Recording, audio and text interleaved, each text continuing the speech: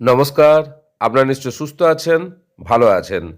২০২৬ সালের মাধ্যমিক পরীক্ষার উত্তরপত্র মূল্যায়নের সঙ্গে যুক্ত শিক্ষক-শিক্ষিকা এবং শিক্ষাকর্মীদের জন্য একগুচ্ছ নতুন নির্দেশিকা জারি করেছে West Bengal board of secondary education অর্থাৎ পশ্চিমবঙ্গ মধ্যশিক্ষা পর্ষদ। প্রতি বছরের মতো এবছরও পরীক্ষক অর্থাৎ এক্সামিনার, প্রধান পরীক্ষক অর্থাৎ হেড এক্সামিনার এবং স্কুটিনিয়ারদের কাজের সুবিধার্থে অন ডিউটি ছুটির তালিকা প্রকাশ করা হয়েছে। তবে এবারের বিজ্ঞপ্তিতে সবচেয়ে স্বস্তির খবর হলো ছুটির দিনে কাজের বিনিময়ে বিশেষ ছুটির সুযোগ। গতবারেও এই নোটিফিকেশনে বলা ছিল, খাতা দেখা বা জমা দেওয়ার কাজে যাদের রবিবার বা অন্য সরকারি ছুটির দিনে ব্যস্ত থাকতে হবে তাদের জন্য পর্ষদ কম্পেনসেটরি লিভ বা বিকল্প ছুটির ব্যবস্থা রেখেছে। এই নির্দেশিকায় কি আছে একটু বিস্তারিত জেনে নেওয়া যাক। সাধারণত সরকারি ছুটির দিনে কাজ করলে তার বিনিময়ে ছুটি পাওয়া নিয়ে ধোঁয়াশা থাকে।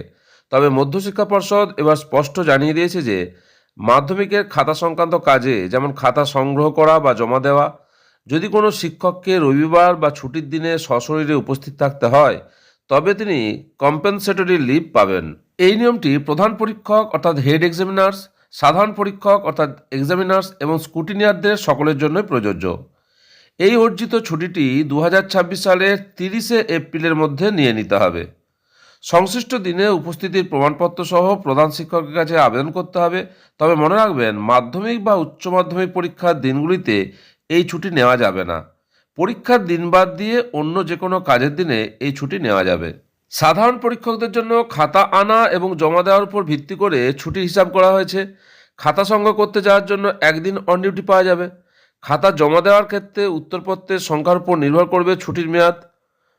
যাদের কাছে ৭৫টির বেশি খাতা থাকবে তারা জমা দেওয়ার জন্য ২ দিন সময় পাবেন, মোট ৩ দিন। যাদের খাতার সংখ্যা ৭৫ বা কম তারা জমা দেওয়ার জন্য ১ দিন পাবেন, অর্থাৎ মোট ২ দিন অন ডিউটি পাবেন। মাধ্যমিকের উত্তরপত্র মূল্যায়নের জন্য প্রধান পরীক্ষক অর্থাৎ হেড এক্সামিনারদের দায়িত্ব সবচেয়ে বেশি থাকে।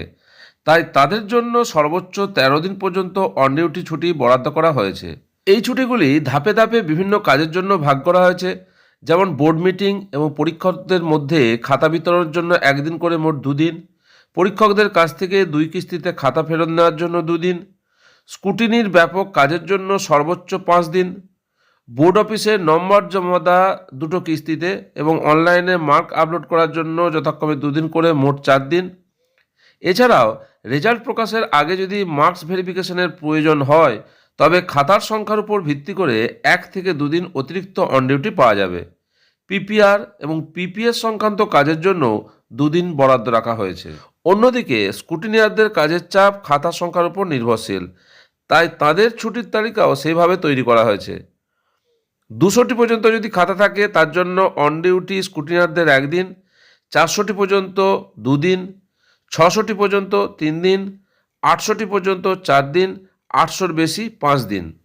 এছাড়াও প্রধান পরীক্ষককে অর্থাৎ হেড এক্সামিনারদের অনলাইনে নম্বর আপলোডের কাজে সহায়তা করলে স্কুটিনিয়াররা অতিরিক্ত ১ দিন ছুটি পাবেন।